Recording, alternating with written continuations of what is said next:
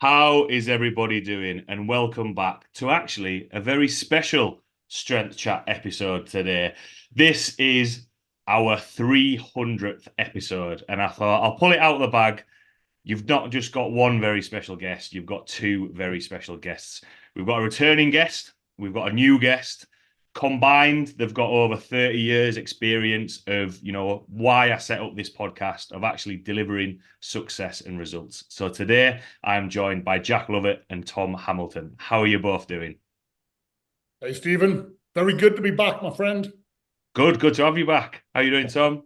Yeah, I'm good, Stephen. Thanks for having me on here, especially for a landmark like 300, which is also a great number for us meatheads as well.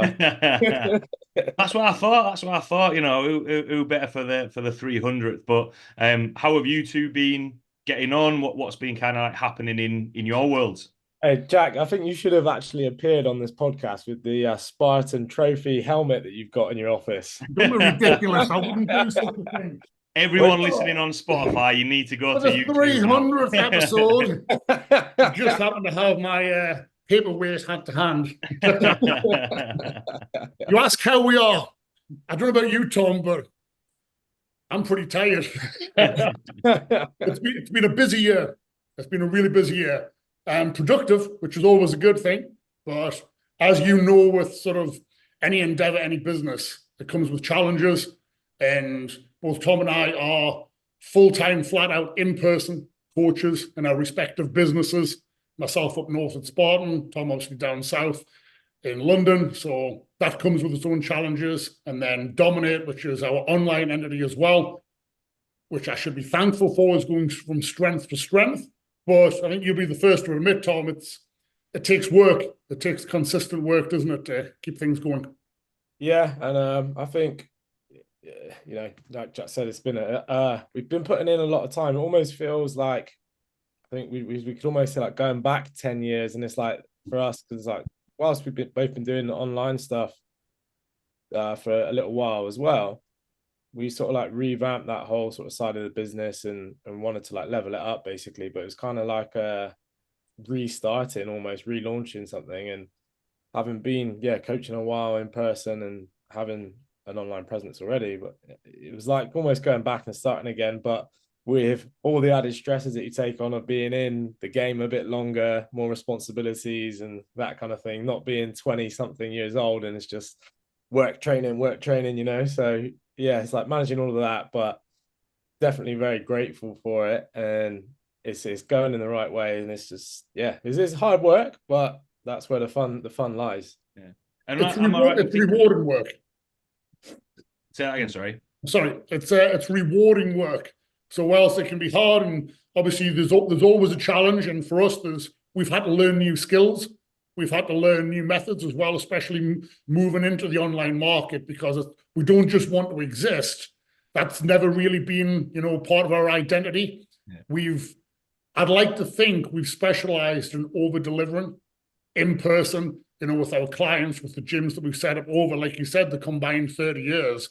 And that's something that I'm very proud of personally. I know Tom is as well. And no doubt you are as well, Stephen. You're very proud about the work that you deliver, the results that you get. And especially for us, there was always that hesitancy. Can you deliver the same level of service online as you in person? Can you solve the same level of problems to the same degree? And obviously it presents its own challenges, but much like anything, if you put the work in, once the results start to come, once you get positive feedback, then it does become very rewarding. And then obviously your efforts, don't seem to be in vain. Yeah.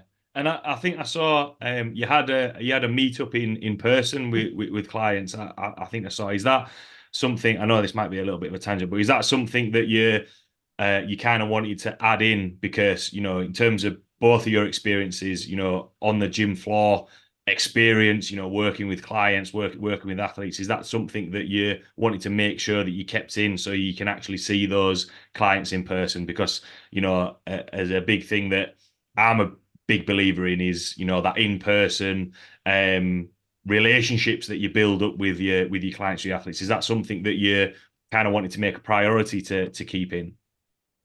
Yeah, definitely. Like for us, as much as I 100% believe in online coaching as a product, at the same time, you know, for someone to send a video and then you give them feedback and then them go away, apply that feedback, there's a process that takes a lot more time. So like from a technical point of view, when you actually get someone in person, there's often like little things like I could just say to you, we just try your feet this position or try it this way. And like, it's just like quick little things that you can try there and then in the moment. And then there's that coach's eye of seeing something there and then and like you say, being with someone in person. And I think in addition to all the technical stuff that we do there and bringing other people together to help build a community, we also go for like a social and eat and stuff after. So you actually get to know people on a bit of a deeper level, which builds relationships, which in turn builds the whole program, the whole community, like a lot deeper. So it's not just getting a program through an app. Yeah. I think the key thing for us with Domin8, so with the online medium, once we committed, Tom and I committed, yes, we had offered online coaching ourselves. We were doing it, but it wasn't, well, in my case, it wasn't advertised. We weren't really leveraging it. But once we decided to go all in with Domin8, one of the big things that we agreed we wanted to make sure, could we make online training as in-person as possible? And that might sound like a little bit of a cliche, might even sound a little cheesy, I'm not too sure, but that's genuinely our ambition. Yes, with online coaching, you are going to get a program to some degree, sets, reps, and a video guide. How can we stand out? How can we help deliver a better standard of a result that can keep going for a longer period of time? We have to cross that barrier. The in-person meet days are one way to do that. So we'll insert them multiple times throughout the year. It's completely free for the entire community to come and join us. So it's a great way, like Tom said, to put faces to names, to be able to help solve problems in person. It builds the community. And if there's one thing I feel that we got right at Spartan back in the day was we struck upon having a very good atmosphere within the gym itself. I think you testified to that, Tom, because way back in the day, Tom came up to myself as an athlete and trained with us. And whilst the coaching was of a decent level, I think the community helped, or the atmosphere within the gym helped make Spartan what it was. That's what we want to do with Domin8 as well. Make sure not only do we can guarantee excellent programming, you know, that's our forte, but can we make sure that there's a community, a support network behind that, so that you're part of something, you're not going to get lost. And those meet days do help with that for the client. And as well as that, like you rightly said, it scratches the itch for Tom and I, so we can still keep that in-person element. Yeah, definitely. I think, you know, you touched on there a couple of times of community, you know, people feeling a part of something. And I use, you know, CrossFit as an example. You know, for all, I think sometimes, you know, people bash CrossFit a little bit. You can't knock the community, the amount that people turn out, you know, and feel a part of it. Everybody wants to feel a part of it. You know, that's why, you know, people support football teams, rugby teams. And, you know, I think that's important when it comes to either a gym or a program, because then that way, you know, they don't feel as though, like, there's not worse than training by yourself. I know sometimes it happens, but you always get that little bit more when you're training with somebody. I know we've, you know, spoken about went on a little bit of tangent in terms of the in-person coaching, but just taking a little bit of a step back. I know you've mentioned, you know, Jack up north, Tom down south.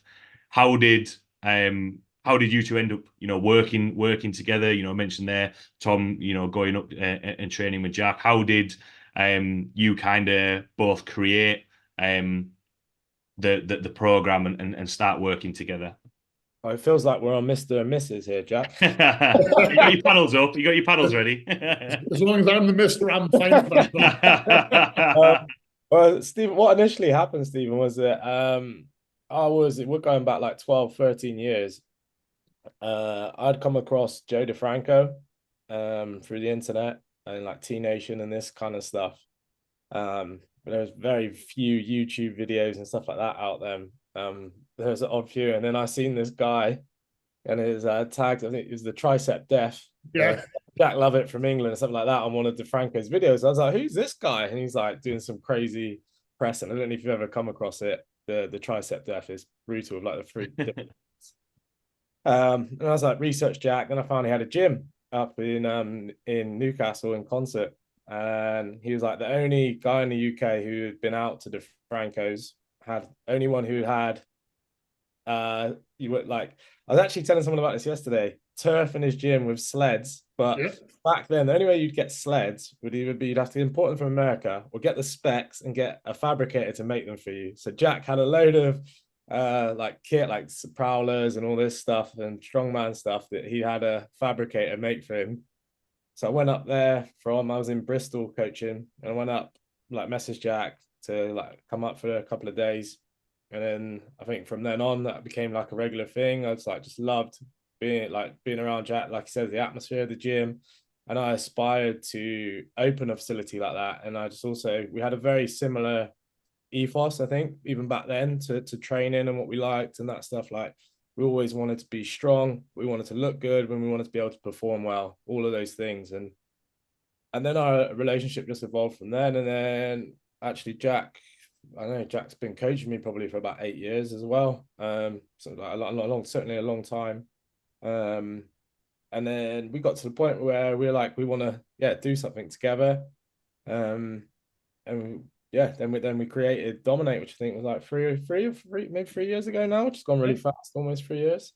As I said, we were like both doing stuff in person, both like doing well and building our businesses and stuff, but we wanted to do something where we were collaborating together, and that was how Domin8 sort of came about.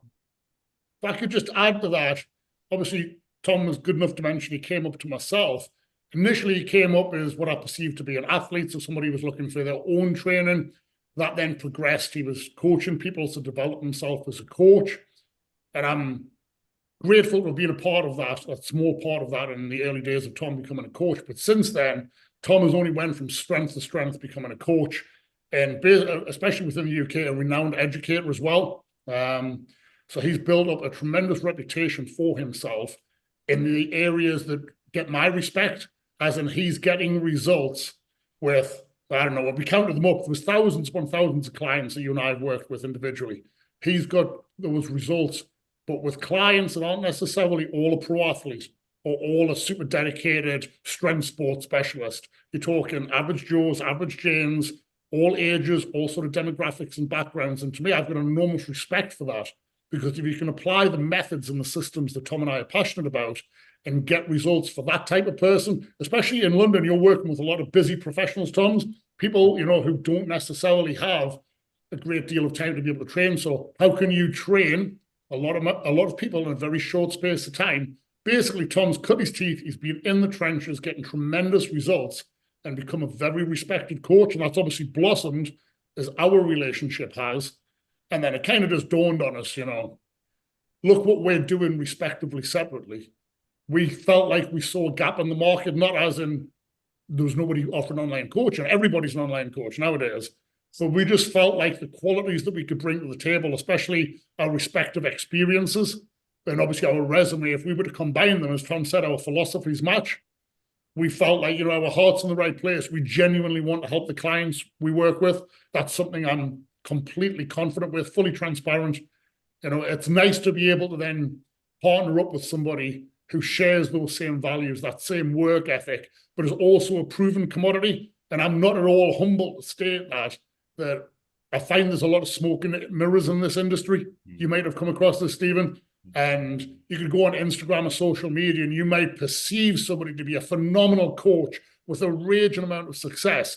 And if they're not stealing pictures of Nick Mitchell's transformations from Ultimate Performance and passing them off as their own, credit to Chalk Performance for the most recent one with Joe Warner there. But what I find, especially being around coaches all this time myself, there's not that many out there that truly walk the walk and talk the talk and genuinely get results that last, not for weeks at a time, not for an 8-week challenge, a 12-week shred or whatever. We're talking about year in, year out, decade in, decade out. So when you've got coach like Tom that's getting that level of result consistently, to me, I honestly think that they're in short supply in this industry. Yeah, I think that's, for that, and this is why, the whole point of why I set up the podcast was to, sometimes and this is a topic that, I chat about quite a lot, is, social media becomes the all-seeing eye, whereas actually, sometimes the people that shout the loudest on there don't really know what they're talking about. So one thing that I've tried to implement with the trainers that I work with, some of them are just starting out, is look a little bit beyond the social media posts. What else have they got, and learn a little bit more, because yes, you can put, and I'm sure we've all done it, put little snippets out of information, but you're not going to learn something in 30 seconds or a minute. It takes time to build up that experience and that knowledge. And you both mentioned there of similar philosophies and principles and aiming in the right direction. And for some coaches, trainers listening, it can be they're basically by themselves, and it's only them that they have to hold themselves accountable to, rather than learning from more experienced coaches or trainers. How have you found both working together? Has it been good bouncing ideas off? Is there anything where it's been more of a discussion and this is going to be the best action forward? How have you kind of found working together to bounce ideas off and develop programs and systems to put in place, if that makes sense? Getting there, Tom. I think first of all, like I think I can speak for Jack on this as well. For both of us to actually go into business with someone else, we would already have quite a high level of trust and sort of understanding that we're already on. Like, there's a base level where we do agree upon stuff, but also that there's a relationship there where there can be healthy discussion and like challenging each other, sort of thing, or just like curious with like, okay, how come we're going to do it this way, or that type of stuff. But then also I think it comes back to like, we might have that discussion, but then it's still, we both believe in the outcome. And I think that's actually for me, I think we learn from each other as well, which is super, like, again, like you're saying, like for coaches by themselves, you don't get that. There's no, like, most coaches, right, they write programs, they go and do them with the clients, whatever. The client doesn't potentially have the knowledge to give them the feedback that they need from like that coaching perspective. Like Stephen, you're saying about, you're working with coaches, developing them now, and you've had to change how you communicate and that sort of stuff. It's like a lot of coaches don't have that outsider looking in. So like, we kind of get the best of both, and that we provide that for each other as well. So it doubles up as, yes, we're providing a product and a service to people, but we also I get to learn from Jack all the time. So it's like also an ongoing thing for me. And and then also you have to, if I'm presenting something to Jack, I have to make sure that I fully understand that and able to communicate that to him, because otherwise he's going to be like, well, this doesn't make sense, type of thing, So it makes me have to be better as well. Yeah, that works both ways. Yes, we share the same values. We have the same base level of basically, we're very similar coaches, very similar characters. What we value in business and providing from our clients, our ethics, they match. So that's obviously a good fit. But it's very important to be challenged. And I'm going to use a recent example, which Tom will probably remember as well. We have two separate facets to Domin8 Online.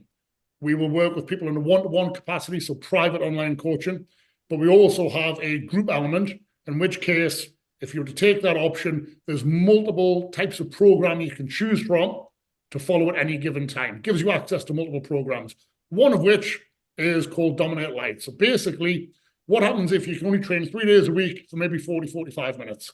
If that period hits you, we've got a template that somebody can follow. And I took the lead on that particular program, put it up.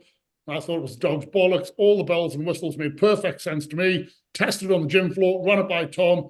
What did I get back? I got an email, and then we had a call, and there was probably more questions and pushback from Tom. Constructive criticism. And that's fantastic, because that's exactly what we need. Yes, I hold myself to a high standard. I know Tom holds himself to a high standard. And we could bleat on about how long we've been doing this, or how many people we work for, and all that bullshit. But in reality, you're only as good as the next client you work with, or the next result that you get, not what's happened in the past. And in essence, what Tom did is he saw the gaps, saw the flaws within that program. And I respect him enough to be able to come to me with a different angle and approach. And guess what? We now have a much better program available for the clients on Domin8 Online. So for me, and historically, I don't take partnerships. Spartan's a one-man band, and it's probably always going to remain a one-man band. However, with Domin8, took on a partner, and it can be liberating, and it can help you to take that to the next level, because I think combining us, it enables us to just improve everything that I wanted to have. I think the quality of the product, the quality of the service. We have a private Facebook group. The entire community is there. They've got access to us. Basically, you'll never get lost. If you've got a question, ask and it'll be there. But you don't just have access to me, you have access to Tom. And it's just great to have those things. But that is a recent example where Tom came and obviously improved the quality of the program. And I'd like to think it would work the other way around as well. Yeah. You both kind of mentioned there discussion, challenged, and kind of constructive feedback. And then, we mentioned a little bit earlier about, smokes and mirrors within health and fitness training, coaching. Do you think where maybe from a client's point of view, but I suppose you can say it from a coaches and trainers point of view, that's where there's so much misinformation or people being misled, because rather than it being a discussion and constructive feedback, it's no, I'm right. This is the way that you've got to do it. And then someone else comes along and says, no, this is how to do it, rather than thinking, you both mentioned there, what's gonna benefit the client, what's gonna benefit the athlete, what's gonna allow them to have success and progress. Do you think that's where sometimes people can get misled and look into misinformation? I think that like the whole social media thing has created a space whereby like extreme statements and eye-catching stuff is what a lot of people do. And I do hate the expression, but the "it depends" is often quite applicable to most things, because unless it's something absolutely stupid, it's very context dependent. Like it's like saying, right, if I say, barbell training is the best thing ever, like I do believe it's great. But like someone could argue, well, I can't back squat, or I can't use the barbell, I can't barbell deadlift from the floor because of how I'm built, or whatever it is. And it's like, I think the current sort of like social media has created these extremes, and then they get people who then believe it, or like you say, they have a strong argument for it. And a lot of coaches are more sort of like dictatorships, kind of just like, or almost like prey on some of the people who are vulnerable to come on to coaching, who like don't have perhaps confidence in the gym and this kind of stuff, and they just sort of like all at them, and just they're like overbearing type people. I think it's a different world now, especially from when I got started, in terms of the access to information. I can pick my phone up right now, and I mean, I'm still antiquated. I've got Instagram and Twitter, but there's a TikTok, Reels, whatever. There's Snapchat. There's a huge range of social media apps you can get, where you can get pretty much up-to-date information from excellent educators, great authorities, and Andrew Huberman, Stan Efferton, Joe DeFranco, whoever it may be, Elaine Norton, Brad Schoenfeld, putting out fantastic information. But at the same time, anybody can put content out there as well. So whilst back in the day, for me to get the information I needed to fly to New Jersey, go and live in the States, forget to take a coat, freeze to fucking death, right? To learn in person, I had to do a lot more traveling. There's a lot more ready-made information available. I think there's pros and cons to that, because whilst I think I have a lot more respect, because Tom had to make the time to travel up, get some accommodation, learn from me in person. I had to put the effort in. I've had to travel, literally around the world to get my education, where it's easier for people to get the information now. But I think that's a good thing. The catch is there's no regulation on that, in terms of there's a huge amount of content. Some people are freely, as Tom's alluded to there, are preying on certain people's weaknesses or insecurities. There's a lot of clickbait, a lot of fucking horseshit and bullshit, basically. However, that's not a crime. I don't see a problem. The information's out there. I don't think it's any secret, especially between myself and Tom, that we are way behind at the races when it comes to mastering social media and getting our message out effectively to stand out from the crowd, the noise maybe on social media. Yeah. Now, is that because everybody else is just, so malicious and wrong, or, no, it's a fail on our behalf to an extent. Our job is to make sure that we are putting out the best possible information with the most honest answers. And we wear our hearts on our sleeves. We're very, unexciting when it comes to that. Most of the time the answer is, it depends. This is what's worked with our clients in our environment. These are the things we found successful. This is the reason why. Chances are you have to train consistently for a long time on the basics. Don't change up your program. Don't program hop. Not particularly exciting answers, but at least we can get our voice out there, And from our end, as long as our ethics are coming into play, our professionalism is there, then it's up to us to be able to make sure that translates. And I'll admit it's a struggle for us. It's something that we are trying to learn, admittedly, every day to get better at. But it's a game you've got to play at the moment, isn't it? Yeah, definitely. I think like what you've said there about both mentioning about trainers and coaches, preying on certain populations or putting blanket statements out. The two things that was going through my head, Mike Boyle put, I can't remember how long ago it was, Mike Boyle put an article out saying you should never back squat. Yeah. Fuck Mike Boyle. What's that old man know? Yeah. But obviously, like, you put it out there and everyone's like, what do you mean? What do you mean you can't? And it drives attention, and then people want to find out of them. It's a little bit like, to be fair, I've not seen a lot of stuff at the minute, but is it Joel Seedman? He was putting out a lot of stuff from there. But equally, it's these dramatic, but people will look at it and be like, well, if he's doing something different, should that work? Is that working? Whereas actually, the less exciting stuff, people look at and like, oh, that's going to take forever. What about this new exciting, crazy thing over here that we can do?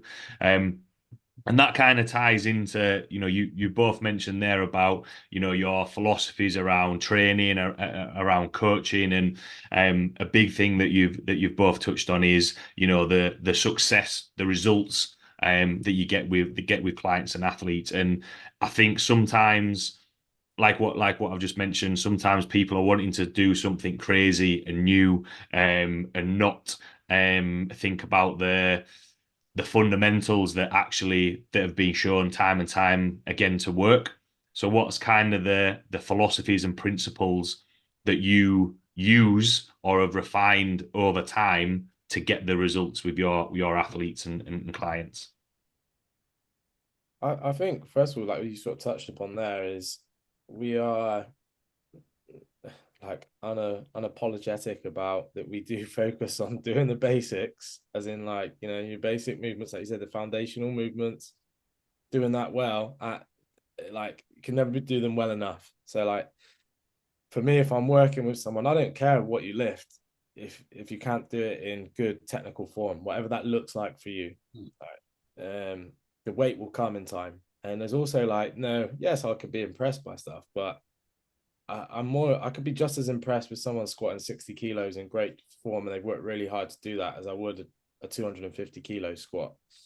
So that's like something that I think is super important to us, is how things are done, and the people sort of accept, like, we want to attract people that accept, like, agree that that's the way to go forward as well. We're not into, oh yeah, we're going to do this program for 2 weeks and this for the next 2 weeks and switch to this. Like, I'll freely admit that, like, training is not necessarily the most exciting, that, like, successful proper training is not necessarily the most exciting thing in the world if you want results.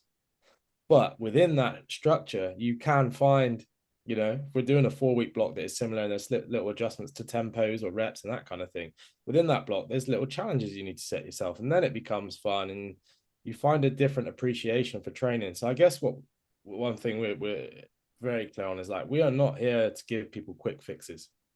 Like, that's all. Like, if someone, I've turned clients away who want that sort of thing. And I think that takes a while to get to as well, like, confidence in your values and your approach, and also knowing that if someone's not right for you. And I think that we try to make that clear in our messaging, which, like Jack said, I think where we have struggled is perhaps not to say that we're too sort of like purist, snobby type come across that. Like we need to strike the balance of staying true and being like okay, these are the basics you have to do, but trying to sell it in a better way, I think, is what we're currently, that's something I feel me personally I'm trying to learn more about, is like, how do I sell the basics in a more sexy way to get more clients, to help more people? Yeah. That refers to the marketing side through social media. If we're looking at the program itself, and I apologize if I digress from your questions. If I'm getting, moving away from it, feel free to bring me back in. But you're talking about the principles of the Domin8 program.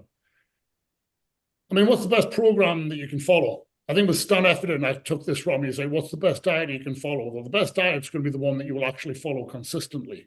Yeah. In theory, if it's in a calorie deficit, you lose some weight. So what's the best training program?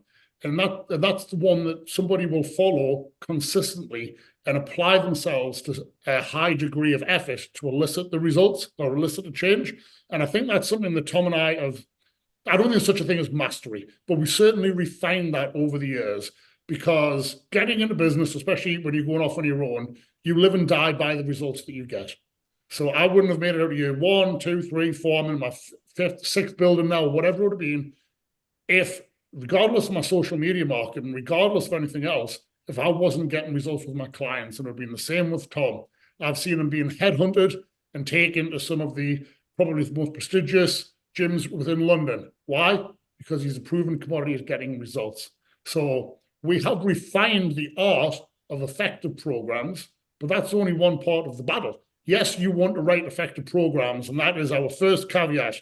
We write effective programs based upon the goal of the individual. However, client buy-in is important, and especially in the in-person gym, because it's great. You've got the most effective program in the world, the most scientifically sound one, but the client isn't engaged, and there's an art form. And you know this better than myself, Tom, especially with the amount of semi-privates and group training models that you've had to master down in London there. You have to get that client buy-in as well. So I think there's a mix of both.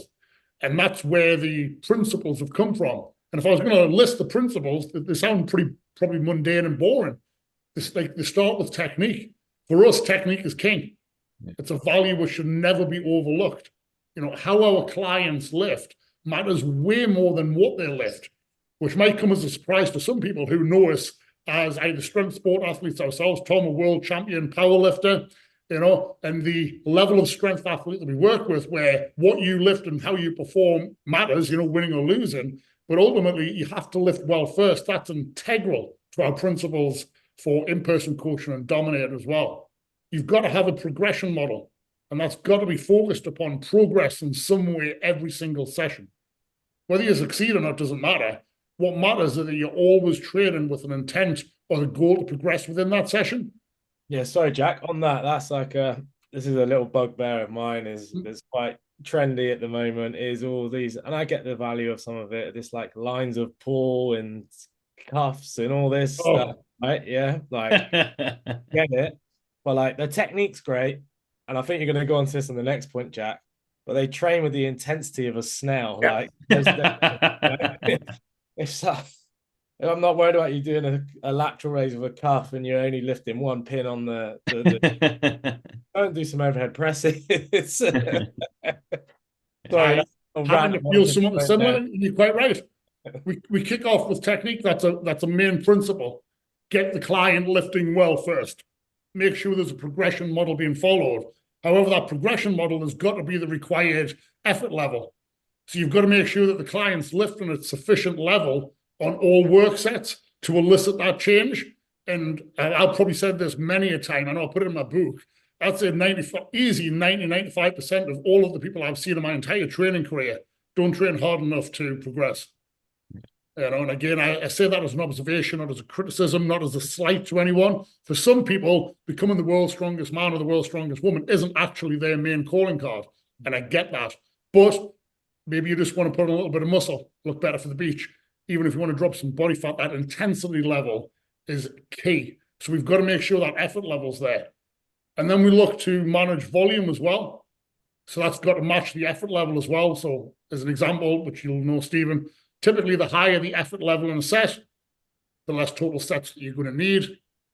Whereas if you're performing things at a more moderate level, then you could probably do with a few more work sets to get a similar training effect.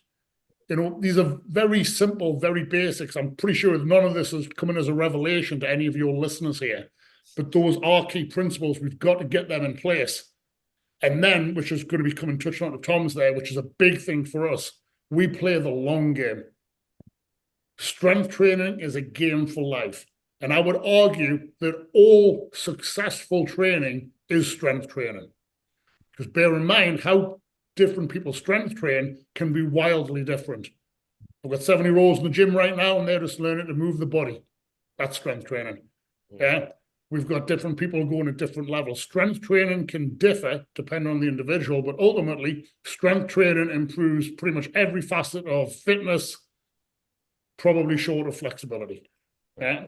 But to get truly strong takes years at a time. It's a long-term pursuit. So we have to get the client buy-in to play the long game. We're all successful to some degree or other in the powerlifting realm. And I'm pretty sure that we could come up with a deadlift and peaking cycle or a bench peaking cycle, something to really rapidly boost those lifts. But that would be a finite amount for a finite period of time. Eventually, that nitrous oxide hit wears off. What's really going to be taking that far? So, that's a big part of the Domin8 principle. But again, we have to get the clients buy-in from that, because we can say, yes, it's going to take years, but you have to keep them engaged session to session, week to week, month to month, but also don't fall into the whole trap of then just going with the cuffs or whatever clickbait Joel Seedman's coming up. Just to throw it out there as well, I'm pretty sure when Mike Boyle was showing that he went to unilateral only instead of bilateral squats, he wasn't doing it as clickbait. That's what he was doing with his athletes. Yeah. I don't tar Mike with the same brush as Joel Seedman. But anyway, back on there. So we play the long game. And then again, the boring pillars. We make sure that our clients, or we help educate our clients, should I say, that they eat, sleep, hydrate, and recover for their goals. And those are our principles, because that to us yields a very successful program. Now, of course, within that comes the needs analysis, doesn't it? You have to adjust those principles around what does the client require, what's their current ability level and things like that. But if I was to say the key tenets, they're very boring, very simple, but I think they're also very important. Yeah. Sorry, Tom, go on. How about you, Stephen? Obviously, getting us sort of on here, we'll have some similar approaches and stuff, but how do you find putting out your messaging and how you work with clients? How does that range from elite lifters to the general pops that you work with? Yeah, I think it's rare me getting a question thrown back. I agree. I think Jack mentioned in there, they may be boring, but the work. And my kind of I've always been of the mind of you don't need to add in complexity for the sake of it. The simple things done well consistently will provide a really good result. And one of the things that I'll say in the gym is more so in person sessions, right? We're going to give this a go, and members and clients will always say, I'll try. And in terms of, I am a big believer in effort. Anything that you're going to do, you need to put some effort in. And they'll say, oh, I'll try. And I was like, that's all I ask. Like, if we put it in, my programming is pretty simple. Some say boring. But even from, I've got friends and other coaches that I've worked with. Got a guy who's a sprint coach who I've worked with for a long time. Again, there's not a lot of crazy, ridiculous things in there, because he's shown what's proven. And then having little you both mentioned there about keeping people engaged, is having little challenges in there that makes it, they can see how it goes. So for one guy, our one lifter, we've got AMRAPs. All right, we'll see how many reps you can do with that. That can be a judge of progress. That's just one tool that we can use. Whereas, sometimes, especially clients and athletes that have come from, oh, well, I tried this program and I tried this program and I tried this program.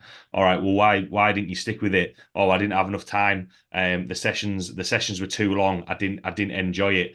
So as much as I ask everybody to, to a certain extent, concentrate on what they're doing. I love being on the gym floor. I like a little bit of daftness on the gym floor, but when it matters, I want them to concentrate a little bit. Whereas part of that enjoyment, we mentioned right at the start, the environment at Spartan. I thought when I came up, Jack, it was great. I loved coming up, and I think that's important. And why I ask about what are the principles, even though people know what they are, I think everybody knows that, it's a little bit, the analogy that I always use is if you're saving money, you're not gonna save up to buy, I don't know, a Ferrari in a week. It's gonna take time. It's an investment. Whereas, it's not gonna, people kind of disregard the fact that it's going to take a little bit longer time, and because it's maybe not as glamorous, people forget about those basics. But like with anything, that's the foundation that you need to build on. And with that, I know I kind of touched on what my thoughts are on there, but about the buy-in and keeping people in, keeping clients and athletes engaged. What are your both approaches to that? I think first of all, just to wrap up what we're sort of talking about there, I think one thing that is, I think, obvious if you work with us is regardless of the sort of goal or the program that you're on with us with our group programs, is that you should be able to see, like, identify and be like, that's a Domin8 program. Like, our principles are always true in the program, but because we're very clear on them, we're able to sort of adjust them to specific goals or slightly adjust it. We have like a saying between us of like, the programs will always have, like, let's say we've got 3 or 4 qualities that we always train. It's just those ratios may be different within the program based on the goal. So that's something that, like, we're super, like, for me anyway, like, I feel super clear on and super confident in, like, any program that goes out, it is a representation of us. Which, then how we keep people engaged, you touched upon it there about, like, including things like, within a 4-week block, when there may be, we're always going to have some kind of performance markers within the program. So this, and again, it could depend on the program. It could be in our finishers, we've got tracking the watts that we get on an air bike intervals. What do we get there? Could be what load are we carrying on the farmers walks in this program. It could be, what do you get in your AMRAP set on week 1 versus week 4. So there's like little things along the way that provide almost like your markers to know, is the program working for me, or also to help identify if other areas are not up to scratch. It perhaps, okay, we've seen the last 3 weeks you were doing well, and suddenly your back squat's gone down by 10 kilos. I know that's not the program, so what's going on? I went out on the weekend, I'm hungover, haven't fueled well, dehydrated. Okay, well, what do you expect to happen? But it provides an opportunity for education. Yeah. So, like, that whole, like, throughout a program, I always think of it that there's chance, yes, we're going to have these markers in there, but also for the client, there's always chances to provide that education as well. Because we all know as well that training doesn't go like this. At some point, you're going to go up and down, and that's where you sort of earn your money, I think, as well as a coach. I think what we also really try to focus in on is making sure that we communicate with the client, that we provide the suitable amount of accountability, that we can educate, like Tom's just said there, and that's crucial. So from the communication standpoint, from the very first consultation, we need to basically set our stall out. What is it that you're looking to achieve? Yeah, let's see where you are. So let's see where you want to be. Let's see what your current ability is. Let's look at the gap in between that. How are we going to address that? So we can put that out. Okay, to achieve your goal, it's going to require X, Y, and Z. We're going to do this. Do we understand these things? Great. So we've got that plan in place, but a plan's great. But then you need to make sure that within that is the accountability. And obviously you've been mentioning, Tom, you can put different sort of key performance indicators that we can track, different ways we can manage that one there. And then insert the education, because progress, as Tom's rightly said, is never going to be linear. There's always going to be something. So being able to have that support network, so when a question arises or a difficulty arises, we've got the education there to help the client, I've often said, for a good coach, in my opinion, our ambition should be to make ourselves obsolete. As in, at some point, we should be able to do a good enough job of coaching a client that we can empower them to the point where, in reality, we're no longer required. Now, obviously, as a business, we don't want that to be after one session, hopefully. We want to obviously have a client lifespan, but that is my ambition in person, and it's also Tom and I's ambition online as well. Now, how long that's going to be will differ from a variety of people. And some people just enjoy the accountability and want to stay within that. That's absolutely fine. But it's very important for us, it's not just a case of do as we say. Yeah. It's a case of understanding the what's and whys, because the greater a client understands what we're doing, why we're doing it, and how we're going about achieving their goal, in our experience, the greater the buy-in is going to be for that particular client, the greater basically, we need them to drink our Kool-Aid. That's what it's got to be. Yeah. If you come to Spartan to succeed at Spartan and have a longer lifetime as a client, I need you to drink our Kool-Aid. And obviously to do that, we need to have that in place. And it's exactly the same thing that we do with Domin8. And from our end, making sure the accountability is there, the communication's there, the education there. That's so important. It's not just the answer can't just be a program. A program is just words on paper, or, well, I'm a bit antiquated. It's now on an app, it's text on a screen, or it's text through an app.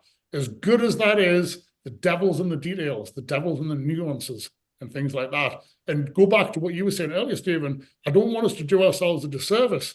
Simple does not mean by any chance easy.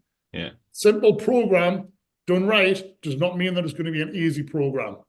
But also a simple program does not mean that it's going to be unengaging or boring. You can do all of those things right. I think it's just about having that ancillary set of services surrounding that. And then what we touched on at the beginning of this podcast as well, that community. So in a gym, if there's a good community, then you've got people around you that are alongside you on that journey. That helps with the buy-in as well. So with the online element, we've got to make sure that that community element is as strong, if not stronger than in person. Whether we do that through meet days or a variety of other mediums that we can go about, it's key. Yeah. Client buy-in, those things are important. You made a good point at the start, like at that first conversation you have with clients. And I guess we do more of this in person and in a one-to-one online. There's not so much with the group, but the offer would still be there for people to do it with us. Is understanding, like, agreeing that what progress looks like, because what neither of us would do is like, yes, we can give you the facts of what it takes to get to there and there, but we're not going to tell you what your goal is. It's like, you tell us what you want to achieve. And it's like, okay, to get to here, these are the things you're going to have to do. Are you actually prepared to do that? And definitely I find this more of my in-person, like Gen Pop clients. They often think they want to achieve something, when actually, like, for a lot of people, Gen Pop people, their goal is to turn up to the gym 3 times a week. That is the goal. And we actually have like a successful business of catering to that sort of market. And that's very different to if someone comes and says to me, I want to compete in powerlifting. So we're going to have markers of, we need to be hitting these numbers. These are the targets. And it's a bit more of a rigid structure versus someone who's initially anyway, while they first come into gym, it's like, okay, let's build the habit of you come in 3 times a week. And then when you get into that, during that time, progress for you is also going to come through your movement quality. Again, not worried about what you lift. Can we get you actually understanding how to technically perform these exercises? Then 6 months down the line, you can almost have a bit more of a deeper talk about what progress might look like for them in that 6 months. Okay, these are like, you can squat well now, you can deadlift, and then we can start to create more sort of performance-based goals. But I think I just wanted to emphasize that point to show, like, we work with people who are there in terms of their athletic goals, if you like. And again, within all of that, we never compromise our values and our principles. Yeah. No, we certainly don't compromise them, but the key thing is you have to be able to, not just us, any coach, you have to be able to communicate well with your client, understand their goal, or as Tom's rightly said, their lack of a goal. Maybe we have to provide that goal in terms of, provide the direction that's going to lead them towards that. That's part of the client-coach relationship. Yeah. And and then I mean, what is a coach? Coaches are problem solvers. That's what we are. Yeah. Which is So, that normally leads me on to my big rant about online coaching. I don't know if you feel the same about this, Stephen. I firmly believe that if you've got any ethics about yourself, or you hold yourself with any professional respect or regard, you need 2-3 years full time in the trenches, hands-on, in-person coaching experience. You need to be solving problems day in, day out, in person, before you can become anywhere near competent at being able to solve those same problems through a computer screen. yeah. And I'm sorry, I'm drifting off there. I No, think I can do it all the day. example that that's come up when you were chatting there. So we've got a member at the gym. He's called John. He's in his 80s. I know you maybe shouldn't have favorite clients or members. I basically on a Wednesday, well, usually I time it so that I have a coffee. He comes in 9 o'clock. He trains Monday, Wednesday, Friday, and I time it on a Wednesday and I sit and have a coffee with him. So that's kind of like I'm always in on a Wednesday morning. I'm off tomorrow. So I said to John, I was like, oh, I'll have a coffee with you on Monday. You're all right. And in terms of apps and all those sorts of things, don't use them because he don't have a mobile. So it's like, right, okay. So how do you problem solve food? You wanted to lose a little bit of weight. Didn't really want to lose a little bit of weight. His wife basically told him that he was eating too many biscuits. He's in his 80s. You know what? He just wants to. He actually played a bit of a tangent, but he played football up until his 60s. So really, really cool guy. And in terms of like problem solving and how to get the most out of him, his program, I use him as an example. His program's really simple. He comes in, moves a little bit, still does strength training. The only thing that he doesn't really do is a lot of deadlifting because he's got a little bit of a dodgy back. And the example that I used, the program, should he not be doing this, or this? So I got some of the team to go through his program. And when you mentioned there, Tom, about things will change a little bit, the weights that John uses, that's enough for him to stay strong because he now that he's retired, he does a lot of woodwork, so he needs to be able to just move around, pick stuff up, do that sort of stuff. So when we went through it, said to some of the team, I was like, well, you can increase the weight on that. Like it's simple, but then afterwards they were like, oh yeah, that was work. They worked quite hard. And using that as an example where, John's never going to use an app. He's never going to, go through anything like that. So it's problem solving. And one thing that I wanted to, why it made me think about John was, that communication. So it's, if you can communicate to him and think about, uh, in terms of the goal, where does everything fit? Where does everything fit into that? Because, if you can't speak to people on the gym floor, how do you then communicate over? Yes, we can send voice notes and those sorts of things, but even then, if you can't communicate, but also one thing that I think is really important is listen to what they're saying. A little bit like what you said there, Tom. Your squat's gone down 10 kilos. It doesn't necessarily mean there's anything wrong with the program. It doesn't mean to say, well, you just need to squat more. Then we need to increase your volume to do that. It might be a case of listening to what they're going on with. So again, using John as an example, the other week he came in and he was moving a washing machine. So he came in and he was like, "Yeah, I don't think I still want to train," but he said, "I don't think I'll be able to do my program." So rather than just saying, "Yeah, just do your program, it'll be all right. We'll just make it lighter," we just changed it around a little bit, did a little bit of mobility. Came back in on the Wednesday. My back's feeling better. Then he did his program. So problem solving to be able to adjust that. Whereas sometimes if you're just doing online, you then don't have an idea of, it's just a case of we'll just do this program, but just do it lighter, which doesn't solve anything, but then struggle to make that progress. How have you both found kind of communicating? Is that something that you've both worked on from in person to online, or did you find from both of your experiences that actually communicating via Facebook or anything like that came a little bit more naturally compared to potentially younger or newer coaches? I think to touch on I totally agree with what Jack's saying about, I think people should do in-person coaching before thinking about going online for a number of reasons. Is one, I also think, hang on, this is probably another sound like an old man complaining about stuff. Is like a lot of new coaches and like from marketing people get told, you know, you need to have a niche and stuff like this. And I think, Jack, I've been interested to get your thoughts on this. Is like my first 4 or 5 years coaching, I worked with absolutely fucking anyone that would pay me. I didn't care what your goal was or anything. It was like, and that is actually where I built a load of experience, loads of different communication skills to work with, like, you know, from 65-year-olds to 18-year-olds, like rugby, football, all these different things, different goals. And then, like, I'm a fan of like being a good generalist before you become a specialist. I think that first of all, that's what coaches should do.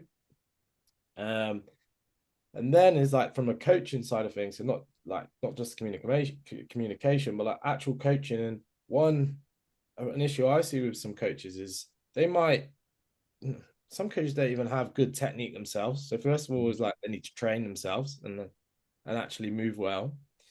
And I was also that person when I started training. Like I was quite lucky. I found a mentor quite early who just absolutely hammered me and taught me like, yeah, you need to do things this way. I was like, okay. And be receptive to that. But then also you then have got to be able to see this in clients. So kind of have you got the ability to spot movement faults? And then then you need the knowledge of it. Then on top of that, you then need to know how you communicate that to the client to get them to understand. And people learn different. Some people are more verbal, some people are more visual, some people are more kinesthetic, so they need to learn by doing stuff. Only when you start to understand that stuff can you then communicate coaching cues and like give them the right corrections and stuff clearly. And like you need to do repetitions of that over and over in person and become efficient at it. So then like if I can now take that online because I've become solid at that in person. Gaining all those skills online, watching videos of stuff is not the same. It's just not. Yeah. And it takes time.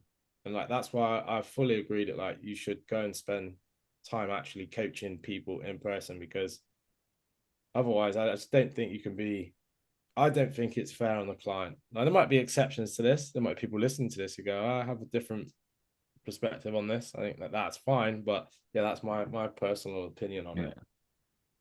I agree with everything that Tom said there. You raised some very, very good points.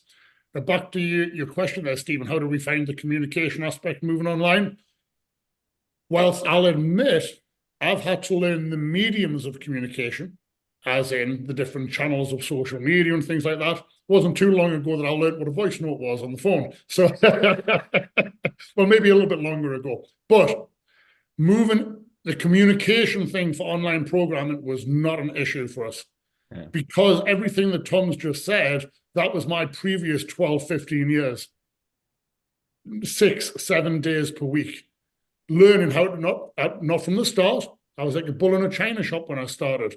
I may have resonated with some people, but I certainly alienated a lot of people. I not necessarily spoke badly, certainly not deliberately. I wasn't malicious to anybody, but I was certainly not a good communicator when I first started.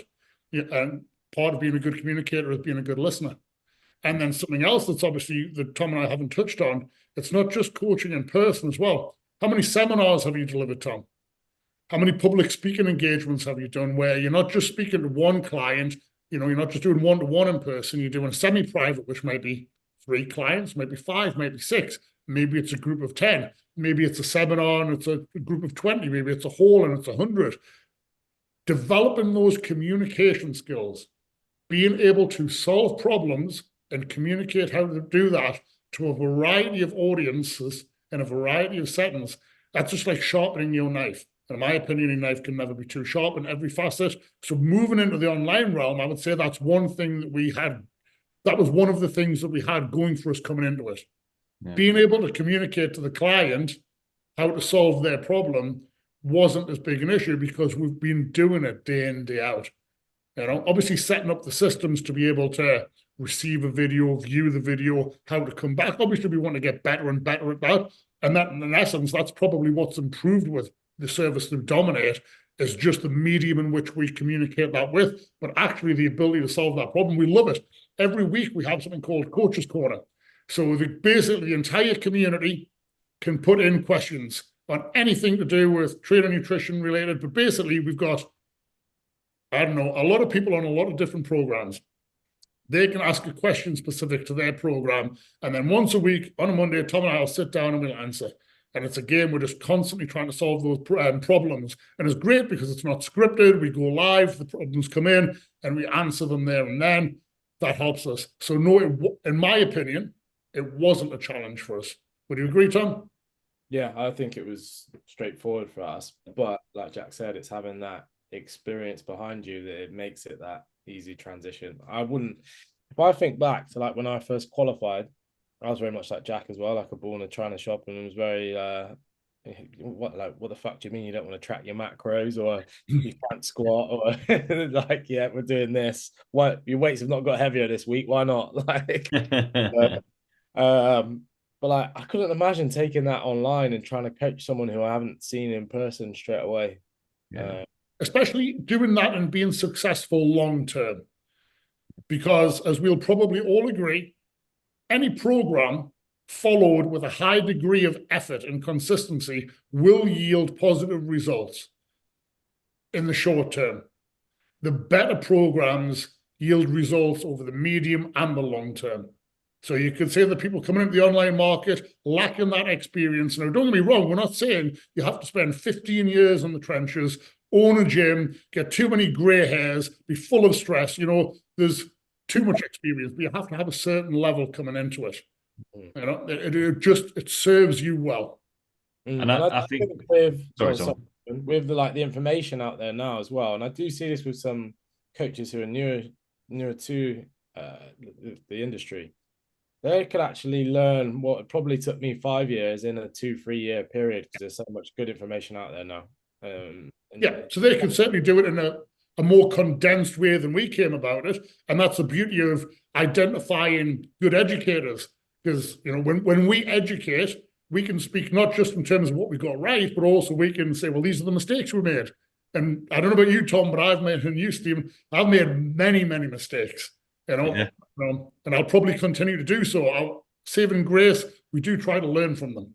Yeah, I use quite a lot of examples in the training in the gym about where I've got wrong, or like stupid things that I've said, which is actually, you know, it makes me laugh now, but the phrase that I always use is, you know, I'd like to give, you know, tips, and, you know, again, you know, sharing a podcast like this of what I would like to have known when I first started, which wasn't always the case. And, you know, when you mentioned there about, yes, you've got the systems in place, but those systems can fall down if you can't communicate. Whereas I think a lot of coaches, a lot of trainers, they set up the systems, but they then don't have the experience or the communication skills, the coaching skills to then be able to implement them.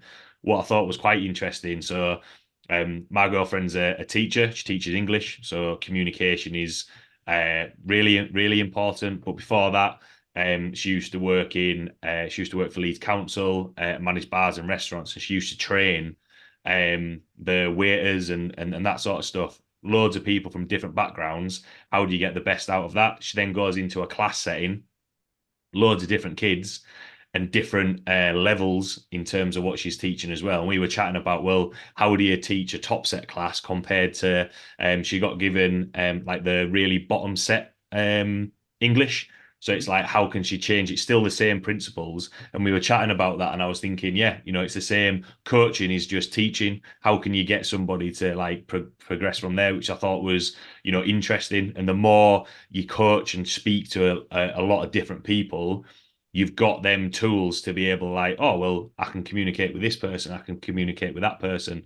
And then it's kind of the programming side of things where that's when you need to maybe tweak or change it because you've listened and spoken to them, which, you know, I think is often overlooked. Everyone always wants to get to like the end product, whereas actually there's a little bit of work. There's a little bit of work to do to get to that point. It's not just a finished product all the time. Quite a lot of topics, tangents, and opinions thrown around. But the question that I always like to finish on, we've spoken kind of from a client's point of view, coach's point of view, but what would be both of your take-home points or words of wisdom for everyone listening? Now, are those people listening coaches wanting to get into the online market or clients in general? Tell me the audience I'm speaking to. Let's go. I think we've maybe touched on from a coach's point of view. Let's maybe touch from a coach's point of view. I think that's been the main area. Okay, Tom, I'll let you fire some in there before I talk forever. I actually think, like, one, as a coach, like, I think a really key thing to understand if you want to be successful in this is that it's not an exciting answer, as you probably would expect after this podcast of the things we said. Is coaching is hard work. Like, you have to put in, if you want to be successful, you're going to have to put in long hours, even if you're doing online only. But certainly if you are in person, it is unsociable hours. Like, that is the nature of the beast, until you can perhaps build a client base that you can, finish at 12 o'clock or whatever, but you're likely still going to have to get up early then. So I think you've got to accept that it is hard work, and that you also, like, being a good coach, you give a lot of yourself as well to get results with clients. You invest in people emotionally and, like, with your energy. And I think that you have to manage that as well if you want longevity in this game. And I think the other thing is to just be continually, like, open-minded to learning and getting better. Like, I think it's very easy to, especially if you're working for yourself and you've got no, like we were talking about earlier, about no one else to sort of bounce ideas off and that kind of thing, or provide some evaluation of what you're doing, is to be open-minded, go and try and learn all the time, go to try and do in-person events, create your own network of other coaches and stuff that inspire you, that you can bounce ideas off as well. I think it would be my advice to coaches. Yeah, there's a lot of good tips from Tom there. That mostly pertains to in-person coaches. So I don't want to just repeat or echo what Tom said.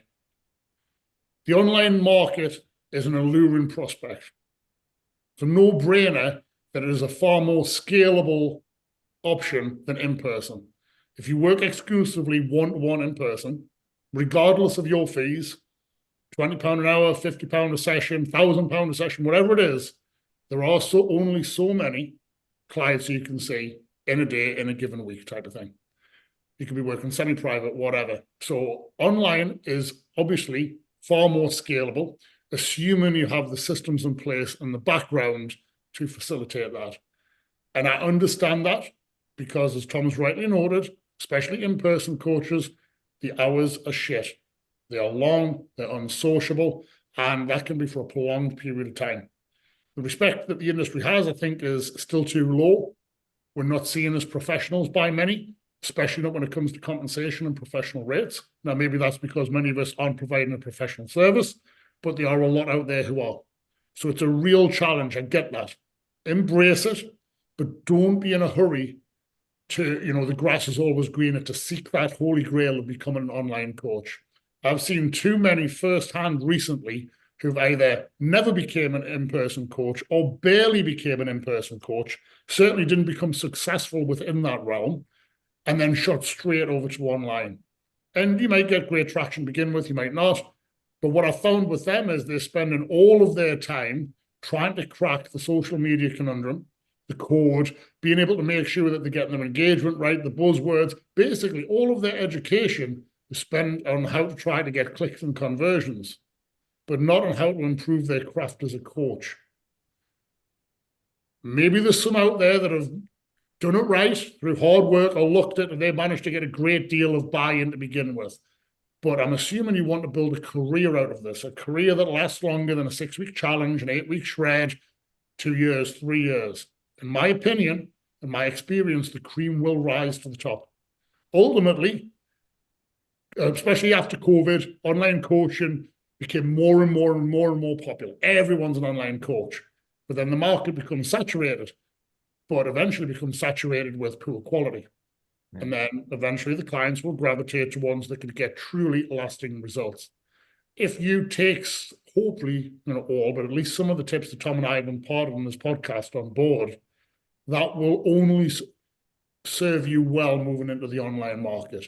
And I promise you, it's not sour grapes from me speaking here, because I generally don't sit here thinking, I wish I went into online 3 years ago, 5 years ago, 10 years ago. In fact, regardless of how successful Tom and I make Domin8, and we intend to become successful, more successful than we are, we've agreed our passion lies in person, and there will always be an element of in-person to what we do.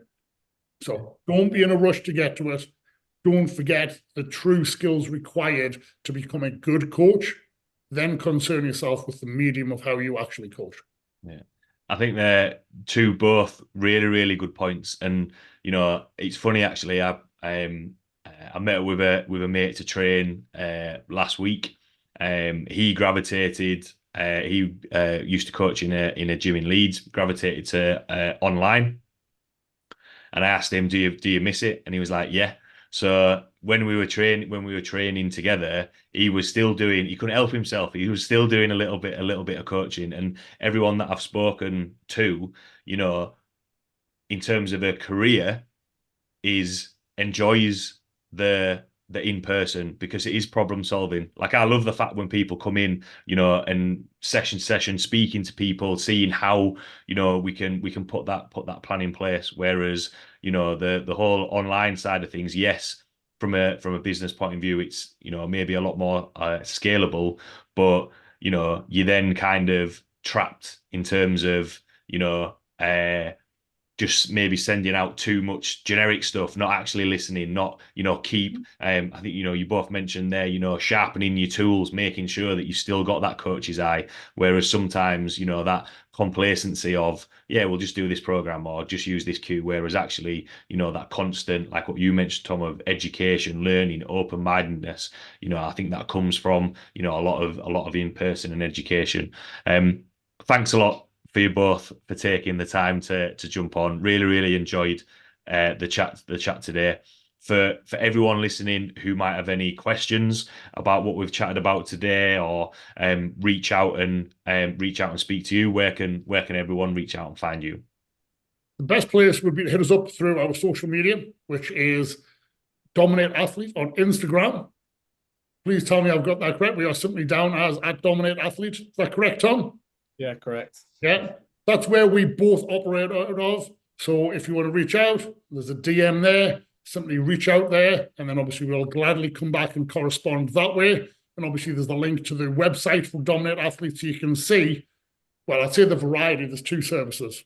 Either work with us in a private one-to-one capacity, or work with us in a group capacity. But we do welcome and encourage interaction on our Instagram page. It's something that we obviously managing on a daily basis, and it is a very easy way to interact. And in case you haven't guessed it by now, we do actually enjoy helping people. We do enjoy solving those problems. So if you do reach out, I guarantee we will respond. Awesome. Thanks a lot for you both taking the time to jump on. Really, really enjoyed it today. Thanks a lot to everyone listening, and I will see you all next week. Thanks for having us.